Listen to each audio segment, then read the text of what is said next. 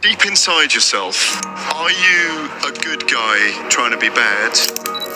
Or are you a bad guy trying to be good? On avait voté CDK, il était là depuis peut-être 3 ou 4 mois, man. Il a fait un boulot extraordinaire.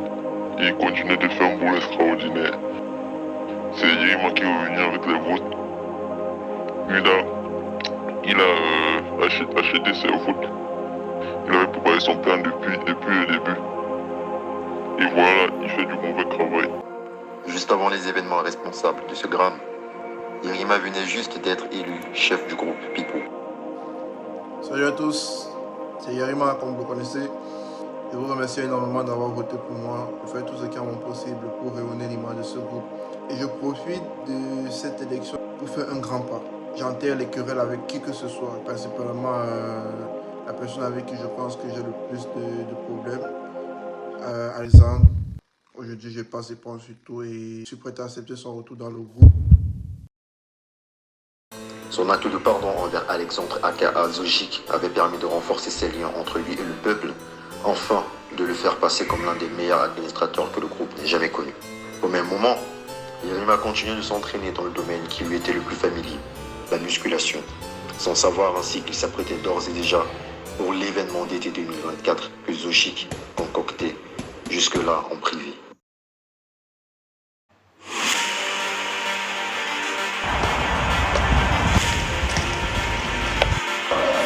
Fais-le, ça me taille là. Qu'est-ce qu'il fait que c'est mal là? Tiens! Et là! Mais qu'est-ce que tu fais là?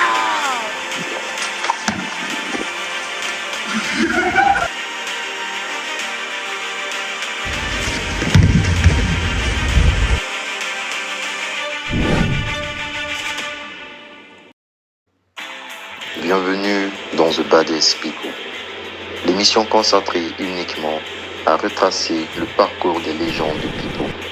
Et aujourd'hui, dans cet épisode, on parlera du prodige de Biteng, la force tranquille, le dernier samouraï, Yerima Njoya.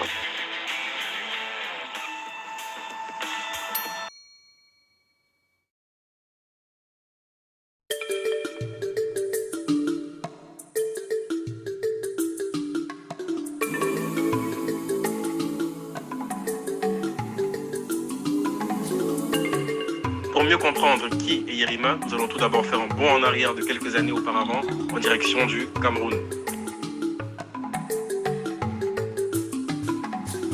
C'est dans les quartiers de Messamendongo, connu pour la boue qu'elle produit en saison pluvieuse, que Yerima a vu le jour en l'année 2004.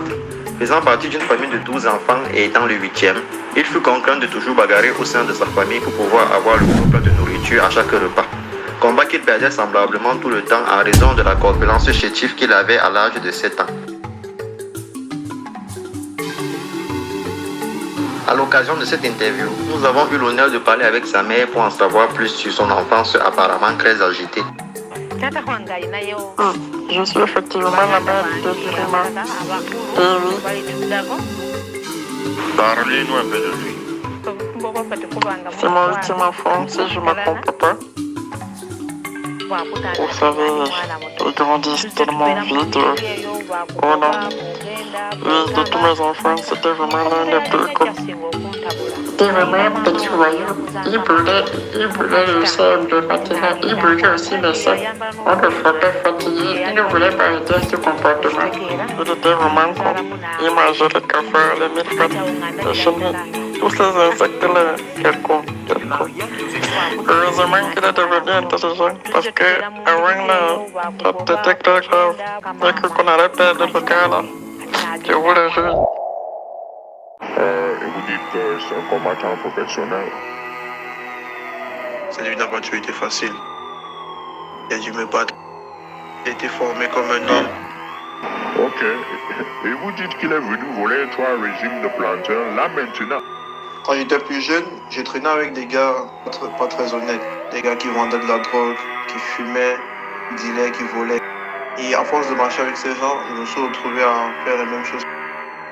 Je pense que c'est un mécanisme de survie parce que quand on remonte un peu plus en arrière, quand j'étais plus jeune, j'étais un introverti, j'étais un peu plus dans mon coin. Comme j'avais une apparence un peu chétive, je me faisais harceler par les autres. J'ai fini par être celui qui suppliait les gens de m'accepter. Et pendant longtemps, cela ne changeait rien avant que je décide de me révolter un jour. Les psychologues décrivent cela comme étant la peur du rejet social, une peur que nous sommes tous programmés à éviter à l'échelle universelle. Vous voyez, à l'époque de la préhistoire, lorsque l'on était expulsé de la tribu et condamné à vivre seul dans les abîmes, ceci résultait en une mort certaine. Et chaque fois, tous les jours, je vivais ça. Je me faisais agresser, racketter, voler et tout. Et un jour, ça a été la goutte de trop.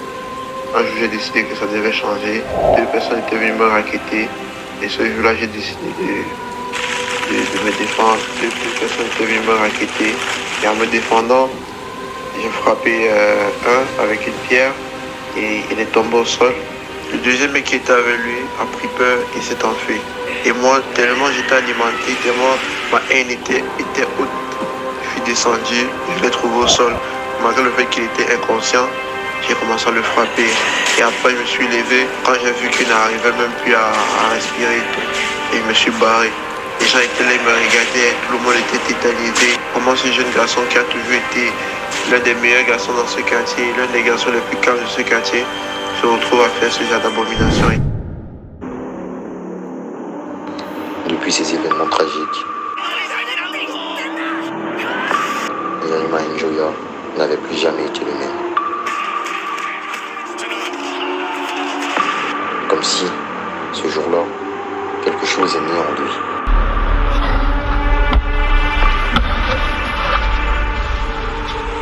Quelque chose lui donnant envie de se battre à nouveau. Encore et encore et encore.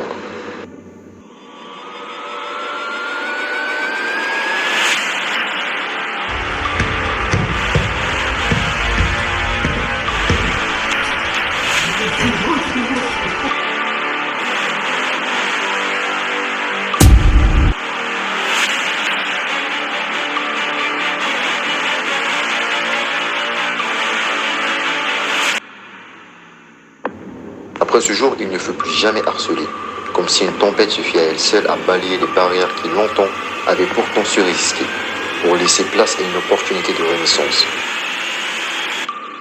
La renaissance du dernier samouraï.